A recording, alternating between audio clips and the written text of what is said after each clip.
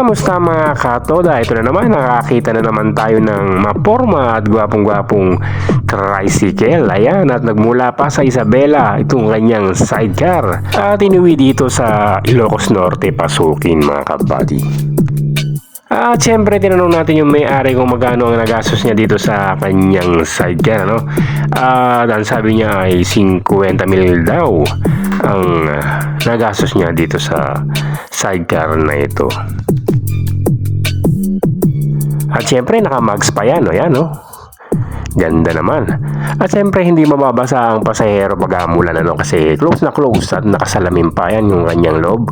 Corrugated stainless ang kanyang flooring. Ayan, may pintuan.